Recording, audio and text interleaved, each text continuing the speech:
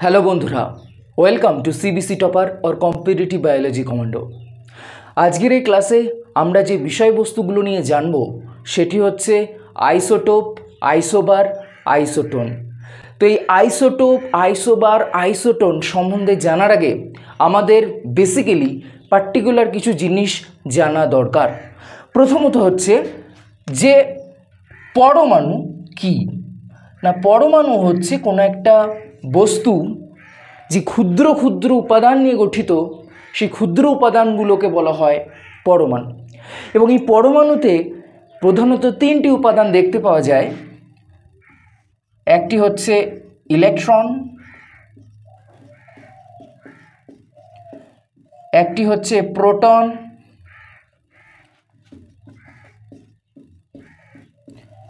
আর 3 number হচ্ছে neutron. কোনো একটা পরমাণুর মধ্যে আমরা ইলেকট্রন, প্রোটন এবং নিউট্রন পাই। এবং এই যে পরমাণু, সেই যতগুলো ইলেকট্রন থাকে ততগুলোই প্রোটন থাকে। অর্থাৎ ফর এক্সাম্পল আমি যদি অক্সিজেন দেখি, অক্সিজেন যে পরমাণু, তার পরমাণুতে ইলেকট্রন আছে ধরে নাও 8টি। এবং এই যে অক্সিজেন পরমাণু, যতগুলো ইলেকট্রন থাকবে ঠিক ততগুলোই প্রোটন থাকবে। অর্থাৎ আমরা যদি কোনো একটা পরমাণুর গঠন দেখি, পরমাণুর মধ্যখানে রয়েছে নিউক্লিয়াস এবং তার আশেপাশের কক্ষপথে, তার চারিদিকে কক্ষপথ রয়েছে এবং সেখানে তোমার ইলেকট্রনগুলো ঘুরছে। প্রথম কক্ষপথে যেমন দুটো ইলেকট্রন থাকে, তার পরের কক্ষপথে তাহলে থাকবে বাকি 6টা অক্সিজেনের ক্ষেত্রে। যেহেতু কোনো একটা পরমাণুতে যতগুলো ইলেকট্রন থাকে ঠিক ততগুলোই প্রোটন থাকে, সেই জন্য হয় পরমাণু নিস্তড়িত, অর্থাৎ পরমাণুর কোনো চার্জ নেই এবং প্রোটন এবং ইলেকট্রনের সংখ্যা সমান হয়, সেই জন্য তো চার্জ থাকছে না। তার মানে নিউট্রন কি? নিউট্রন হচ্ছে নিস্তড়িত, নিউট্রনের কোনো চার্জ নেই। প্রোটন এবং নিউট্রন থাকে নিউক্লিয়াসে, অন্যদিকে ইলেকট্রন থাকে নিউক্লিয়াসের বাইরের যে কক্ষপথ, সেই কক্ষপথগুলোতে বিচরণ করে। এগুলো আমরা পরমাণু স্ট্রাকচারে যখন পড়েছি তখন জানি। আমাদের যেটা ফোকাসড আজকে সেটা হচ্ছে আইসোবার, আইসোটোপ, আইসোটোন কি, সেটা জানার আগে আমাদের দুটো টার্মিনোলজি সম্বন্ধে পরিচিত হতে হবে। একটি হচ্ছে পারমাণবিক সংখ্যা,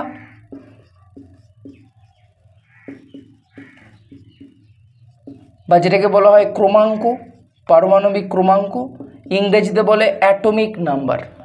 এই অ্যাটমিক নাম্বার হচ্ছে কোনো একটা মৌলের স্বকীয় ধর্ম এবং এর উপর ভিত্তি করে পর্যায় সারণীতে মৌলগুলোকে সাজানো হয়েছে। এবং এই যে পারমাণবিক সংখ্যা বা ক্রমাঙ্ক, সেটা বলতে বোঝায় সেই পরমাণুতে কতগুলো ইলেকট্রন বা কতগুলো প্রোটন রয়েছে। যেমন আমি বললাম অক্সিজেনের পারমাণবিক ক্রমাঙ্ক 8, এটা বোঝায় যে অক্সিজেন পরমাণুতে ইলেকট্রন বা প্রোটন রয়েছে 8টি যদি ইলেকট্রন থাকে 8টি প্রোটনও থাকবে। তাহলে পারমাণবিক সংখ্যা মানে বোঝায় সেখানে প্রোটন বা ইলেকট্রন সংখ্যা।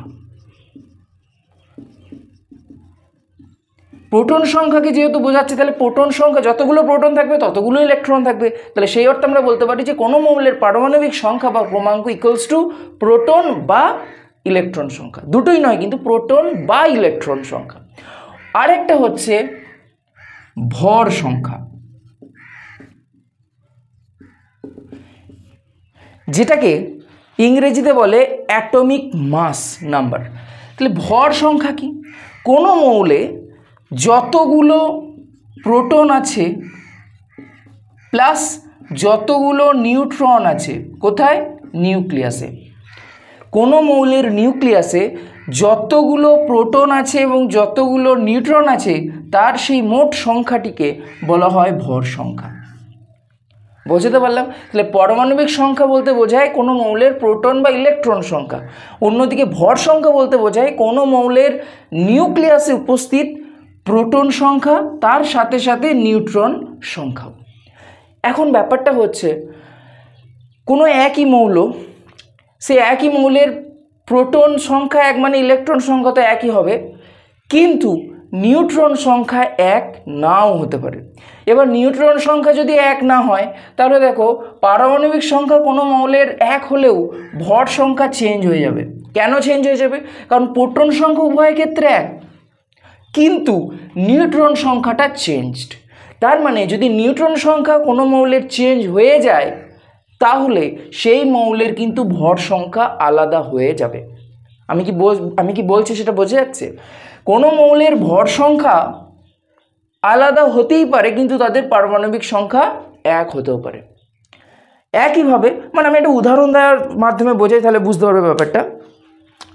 দেখো কেউ কেউ আছো যারা আমার চ্যানেলে ভিডিও দেখো, দিয়ে শেখো, একই সাথে অন্য কোনো ইউটিউব চ্যানেল থেকেও ক্লাস দেখো এবং শেখো। তাহলে দেখো মানুষ একটাই, কিন্তু সে দুটো ভিন্ন ভিন্ন সোর্স থেকে শিখছে। একইভাবে কোনো মৌলের পরমাণু একই পরমাণু, কিন্তু সেই পরমাণুর পারমাণবিক সংখ্যা এক হলেও ভর সংখ্যাটা আলাদা। কেন? তার কারণ সেখানে নিউট্রন সংখ্যাটা আলাদা।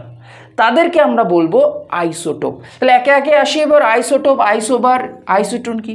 এবার তাহলে আমরা একটা রিলেশন পেলাম পারমাণবিক সংখ্যা এবং ভর সংখ্যার মধ্যে। ভর সংখ্যাকে ইংরেজিতে এ দিয়ে প্রকাশ করা হয়, প্রোটনকে জেড দিয়ে, আর নিউট্রনকে মনে করো এন দিয়ে। তাহলে ভর সংখ্যা সমান হচ্ছে জেড প্লাস এন, অর্থাৎ কোনো মৌলের ভর সংখ্যা বলতে বোঝায় সেই মৌলের নিউক্লিয়াসে উপস্থিত প্রোটন এবং নিউট্রন সংখ্যার মোট সমষ্টিকে। এবার তাহলে আমরা একটা জিনিস বুঝি যে আইসোটোপ বলতে কি বোঝায়।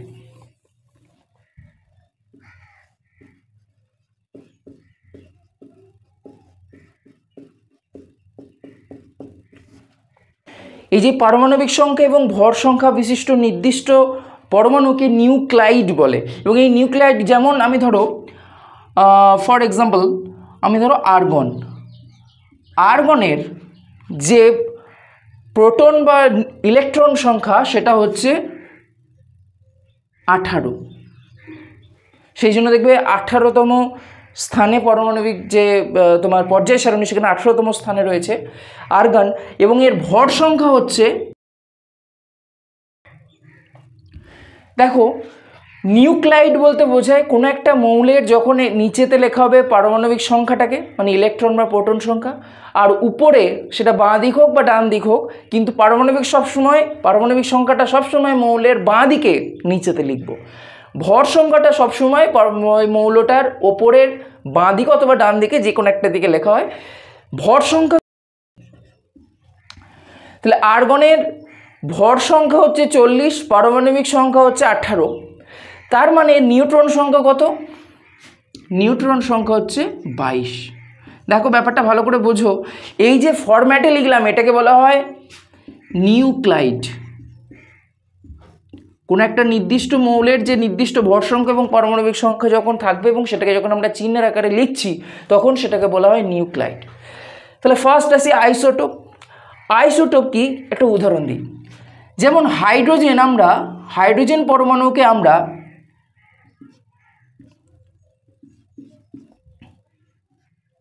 এই তিনটে রূপে পাই,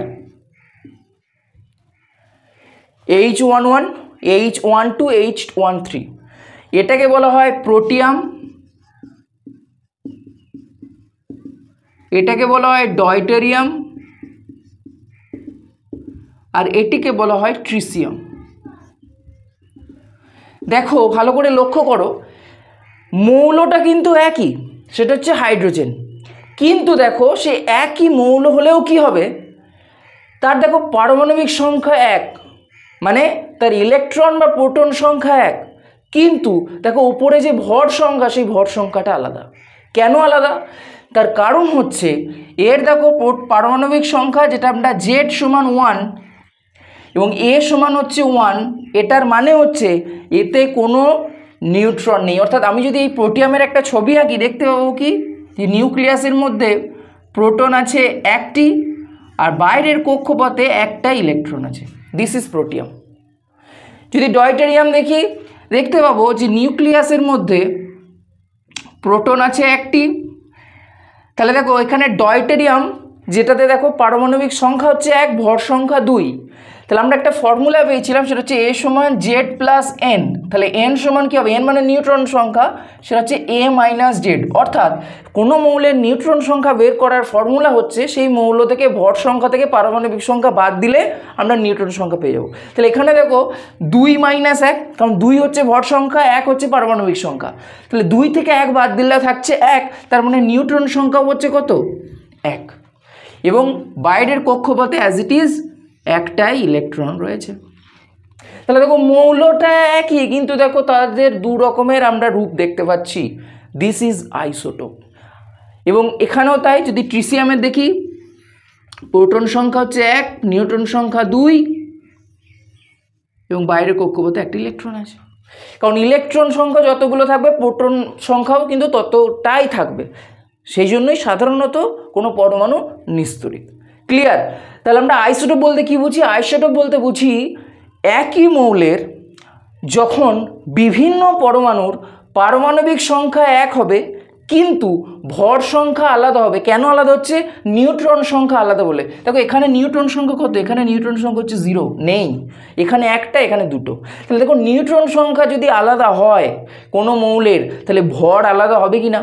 অবশ্যই ভর আলাদা হবে। তাহলে সেই জন্য আইসোটোপ বলতে বোঝায় কোনো মৌলের পারমাণবিক সংখ্যা 1 হওয়া সত্ত্বেও যদি সেই মৌলের বিভিন্ন পরমাণুর, মৌলটা একই কিন্তু পরমাণু আলাদা আলাদা। মৌলটা হচ্ছে হাইড্রোজেন, কিন্তু পরমাণুগুলি একটা হচ্ছে প্রোটিয়াম, একটা হচ্ছে ডয়টেরিয়াম, একটা হচ্ছে ট্রিসিয়াম, তাদের ভর সংখ্যা আলাদা হচ্ছে, তখন সেটাকে আমরা বলবো আইসোটোপ। তাহলে আইসোটোপ মিন্স মানে বোঝায় যখন কোনো মৌলের পারমাণবিক সংখ্যা একই হবে কিন্তু তার বিভিন্ন পরমাণুর ভর সংখ্যা আলাদা। আলাদা কেন হচ্ছে? নিউট্রন সংখ্যা আলাদা হওয়ার জন্য তাদেরকে বলবো আমরা আইসোটোপ। ইজ ইট ক্লিয়ার যে আইসোটোপ কাকে? নেক্সট যেটা পড়বো সেটা হচ্ছে 2 নাম্বার আইসোবার। আইসোটোপের বাংলা ছিল সমস্থানিক, একই জায়গায় অবস্থান করবে। এটার বাংলা হচ্ছে সমভর। দেখো ভর কখন একই হবে? ভর তখনই এক হবে যখন কোনো মৌলের ভর সংখ্যাগুলো এক হবে, মানে প্রোটন সংখ্যা প্লাস নিউট্রন সংখ্যা সেম। তাহলে আইসোবার কাদের বলবো না? আইসোবার হচ্ছে যখন বিভিন্ন মৌল, এখানে একই মৌল নয় কিন্তু বিভিন্ন পরমাণুর, মানে আলাদা আলাদা পরমাণুর ভর সংখ্যা একই। পরমাণু আলাদা কিন্তু ভর সংখ্যা একই। মানে কীরকম ব্যাপার? তুমি যে ক্লাস 9-এ পড়ো সেও ফিজিক্যাল সায়েন্সের জন্য এই ভিডিওটা দেখছো, আবার যে এএনএম জিএনএম দিচ্ছ, যে কিন্তু অলরেডি ক্লাস 12 পাস করে গেছো, সেও এই ভিডিওটা দেখছো। তার মানে কি তোমরা ভিন্ন জায়গায় অবস্থান করো, কিন্তু তোমাদের যেহেতু প্রয়োজনটা এক, সেই জন্য একই জিনিস দেখছো। একই রকমভাবে আমি একটা উদাহরণ দিই। মনে করো আর্গন, আর একটা হচ্ছে ক্যালসিয়াম। আর্গনের পারমাণবিক সংখ্যা হচ্ছে 18, ভর সংখ্যা হচ্ছে 40। ক্যালসিয়ামের পারমাণবিক সংখ্যা হচ্ছে 20, ভর সংখ্যা হচ্ছে 40। দেখো আমি বললাম একটু আগেই যে মৌলের নিচেতে যেটা লিখব সেটা হচ্ছে তার পারমাণবিক সংখ্যা, মানে যতগুলো প্রোটন বা ইলেকট্রন আছে। ওপরে লিখবো সেটা হচ্ছে ভর সংখ্যা। তাহলে এদের উভয় ক্ষেত্রে ভর সংখ্যা দেখো 40, কিন্তু এদের পারমাণবিক সংখ্যা দেখো আলাদা। তার মানে এদের এখানে নিউট্রন কতগুলো আছে? নিউট্রন আছে 22টি, 40 থেকে 18 বাদ দিলে 22। এখানে নিউট্রন আছে কটি? 20টি। তাহলে দেখো ব্যাপারটা যে যখন ভিন্ন মৌলের পরমাণু, যাদের আলাদা, পুরো পরমাণুটাই আলাদা, কিন্তু তাদের নিউট্রন সংখ্যা আলাদা থাকার জন্য তাদের ভর সংখ্যা একই হচ্ছে, সেই জন্য তাদেরকে আমরা বলবো, তখন তাদেরকে আমরা বলবো আইসোবার বা সমভর। মানে তারা ভিন্ন পরমাণু, অ্যাটম হচ্ছে তারা আলাদা, একটা আর্গন একটা ক্যালসিয়াম, কিন্তু তাদের ভর সংখ্যা একই। অ্যাটম আলাদা হলেই তাদের পারমাণবিক সংখ্যাও আলাদা হবে, ইটস ফাইনাল। তাহলে অ্যাটম আলাদা, তাই মানে পরমাণু আলাদা, পারমাণবিক সংখ্যাও আলাদা কিন্তু ভর সংখ্যা একই, তখন তাদেরকে আমরা বলবো আইসোবার। যেমন আমরা এর সাথে আরও একই রকমভাবে উদাহরণ দিতে পারি যে তোমার কার্বন আর হচ্ছে নাইট্রোজেন। নেক্সট যেটা সেটি হচ্ছে আইসোটোন।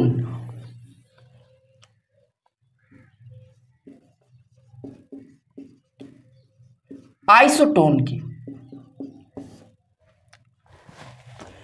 আইসোটোন মানে, তাহলে আমরা আইসোটোপে দেখলাম যখন কোনো পরমাণুর একই মৌলের বিভিন্ন পরমাণুর পারমাণবিক সংখ্যা এক কিন্তু ভর সংখ্যা আলাদা, তাদেরকে আমরা বলছি আইসোটোপ। আইসোবার মানে পারমাণবিক সংখ্যা আলাদা কিন্তু ভর সংখ্যা এক, সেটা হচ্ছে আইসোবার।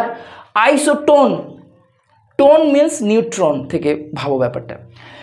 আইসো মানে একে, টোন মানে নিউট্রন সংখ্যা এক, মানে যে সমস্ত পরমাণু মানে বিভিন্ন পরমাণু মানে আলাদা পরমাণু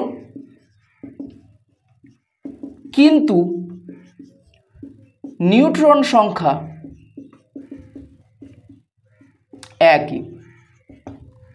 যেমন আমি উদাহরণ দিই, যেমন ধরো হাইড্রোজেন আর হিলিয়াম। হাইড্রোজেনের তোমার পারমাণবিক ক্রমাঙ্ক হচ্ছে 1 এবং ভর সংখ্যা 2, যেটা হচ্ছে ডয়টেরিয়াম। হিলিয়ামের পারমাণবিক ক্রমাঙ্ক হচ্ছে 2 এবং তোমার ভর সংখ্যা হচ্ছে 3। দেখো এই দুটো ভিন্ন মৌলের পারমাণবিক সংখ্যা আলাদা, ভর সংখ্যাও আলাদা, কিন্তু নিউট্রন সংখ্যা এক। কেন? দেখো এর পারমাণবিক সংখ্যা 1 মানে ইলেকট্রন আছে 1, ভর সংখ্যা 2, তাহলে নিউট্রন সংখ্যা কত? 2 - 1 = 1। একইভাবে হিলিয়ামের পারমাণবিক সংখ্যা হচ্ছে তোমার 2, ভর সংখ্যা 3, তাহলে নিউট্রন সংখ্যা কত হবে? 3 - 2 = 1। তাহলে দেখো দুটো ভিন্ন পরমাণু, কিন্তু হাইড্রোজেন এবং হিলিয়াম দুটো ভিন্ন পরমাণু, কিন্তু তাদের ভর সংখ্যা আলাদা, পারমাণবিক সংখ্যা আলাদা, কিন্তু তা সত্ত্বেও তাদের নিউট্রন সংখ্যা এক।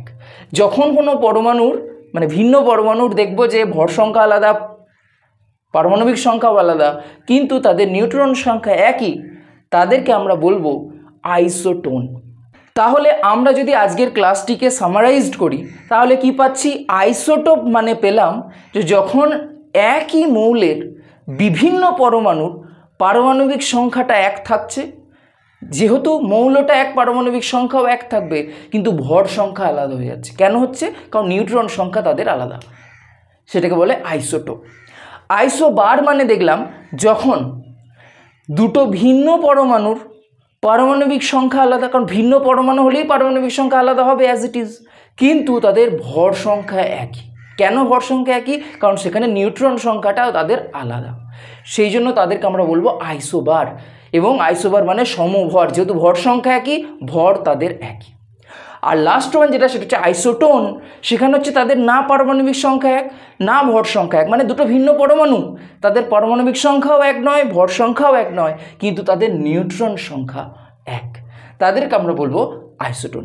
আশা করছি আজকের ক্লাসে আইসোটোপ, আইসোবার এবং আইসোটোন সম্বন্ধে কোনো কনফিউশন থাকবে না, এবং কোনো ডাউট বা কনফিউশন থাকলে অবশ্যই কমেন্ট সেকশনে কমেন্ট করো, এবং আমি তোমাদের দুটো হোমওয়ার্ক দিচ্ছি, তোমরা কমেন্ট সেকশনে জানাও এই দুটো বা এইগুলো আইসোটোপ, আইসোবার না আইসোটোন।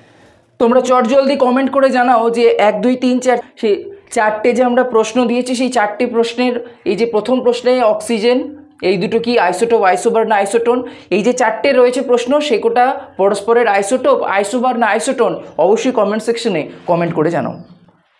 তো thank you so much for listening the entire class.